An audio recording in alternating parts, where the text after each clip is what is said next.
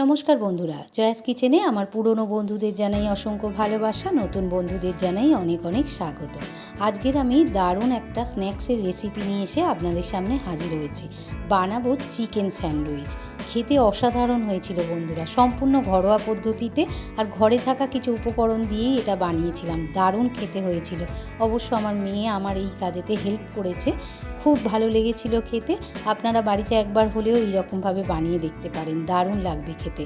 সকালে টিফিনে, বাচ্চাদের টিফিন বক্সে, আবার সন্ধেবেলা চায়ের সঙ্গেও খেতে দারুণ লাগবে।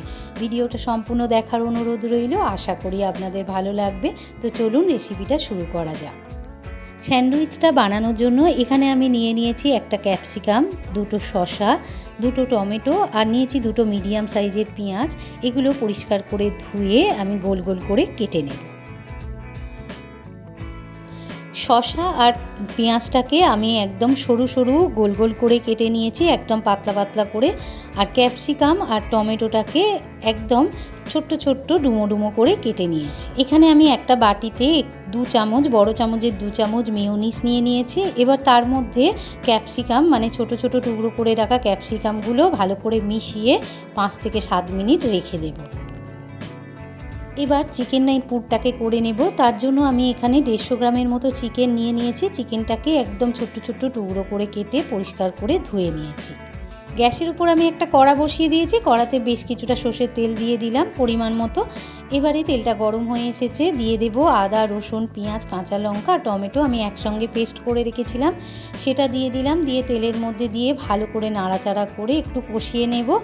এবারে দিয়ে দেব লবণ, স্বাদ মতো লবণ দিয়ে দিলাম, অল্প একটু গুঁড়ো হলুদ দিয়ে দিলাম, আর দিয়ে দেব ঝাল লঙ্কার গুঁড়ো ছোটো চামচের 1 চামচ। এবারে দিয়ে দিয়েছি অল্প একটু কাশ্মীরি গুঁড়ো লঙ্কা কালারের জন্য, দিয়ে ভালো করে কষিয়ে নেব যতক্ষণ মশলা থেকে তেল ছেড়ে না দিচ্ছে। তো বন্ধুরা, এই রকমভাবে যদি পুরটা বানিয়ে নেওয়া যায় স্যান্ডউইচের ভেতরে, খেতে দারুণ লাগে।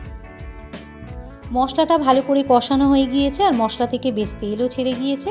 এবারে দিয়ে দেব কেটে রাখা মাংসের টুকরোগুলো। মাংসগুলো দিয়ে ভালো করে মশলার সঙ্গে মিশিয়ে নিয়ে বেশ কিছুক্ষণ ধরে কষিয়ে নেব।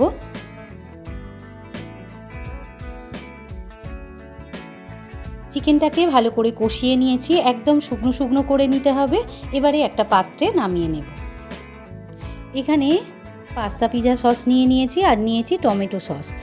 1 চামচ টমেটো সস আর 1 চামচ পাস্তা পিৎজা সস, ছোটো চামচের একটা বড় সাইজের পাউরুটি নিয়ে তাতে ভালো করে মাখিয়ে নিলাম। এখানে 6 পিস পাউরুটি নিয়েছি, পাউরুটিতে ভালো করে পাস্তা পিৎজা সস মাখিয়ে নিয়েছি। এবারে মেয়োনিজ আর ক্যাপসিকামটা যেটা আমি আলাদা করে মেখে রেখে দিয়েছিলাম, সেটা থেকে 1 চামচ করে প্রত্যেকটাতে দিয়ে দেব। সমস্ত পাউরুটিতে মেয়োনিজ আর ক্যাপসিকাম দিয়ে দিয়েছি, আর 2 পিস পাউরুটিতে একটু টমেটোও দিয়ে দিয়েছি। এবারে দিয়ে দেব প্রত্যেকটা পাউরুটিতে চিকেন কিমা, যেটা আমি কষিয়ে রেখেছিলাম, সেটা প্রত্যেকটাতে একটু একটু করে দিয়ে দেব।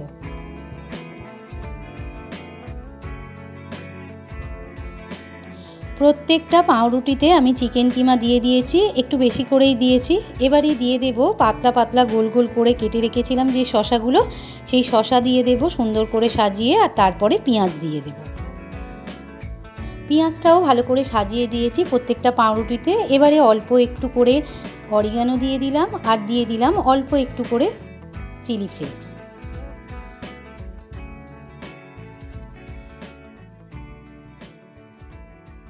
এবারে আর 1 পিস পাউরুটি নিয়ে তাতে ভালো করে পাস্তা পিৎজা সস আর টমেটো সস ভালো করে মাখিয়ে নেব। সস লাগিয়ে একটার উপর আরেকটা আমি চাপা দিয়ে দিলাম।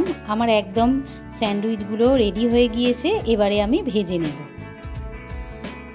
গ্যাসের উপর আমি একটা চাটু বসিয়ে দিয়ে প্রায় অল্প একটুখানি বাটার দিয়ে দিয়েছি, দিয়ে একটা স্যান্ডউইচ দিয়ে দিলাম, দিয়ে ওপর থেকে একটু বাটার ব্রাশ করে দিলাম। গ্যাসের ফ্লেমটাকে লো রেখে একটা সাইড আমার ভাজা হয়ে গিয়েছে, এবার উল্টে আর একটা সাইড ভেজে নেব।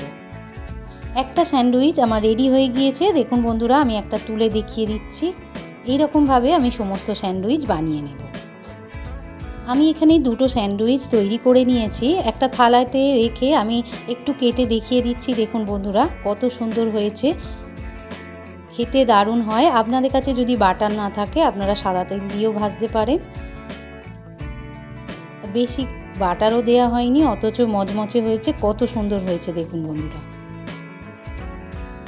স্যান্ডউইচের রেসিপিটা যদি আপনাদের ভালো লেগে থাকে তাহলে আমার চ্যানেলটিকে লাইক আর বেশি বেশি করে শেয়ার করে দেবেন। আর আমার চ্যানেলে নতুন বন্ধু হয়ে থাকলে প্লিজ চ্যানেলটিকে সাবস্ক্রাইব করে পাশে থাকা বেল আইকনটি প্রেস করে দেবেন। আর বাড়িতে একবার হলেও এই রকমভাবে তৈরি করে খেয়ে দেখবেন, দারুণ লাগবে খেতে। আর কমেন্টে জানাতে ভুলবেন না যেন আপনাদের কেমন লাগলো। আপনারা সবাই ভালো থাকুন, সুস্থ থাকুন।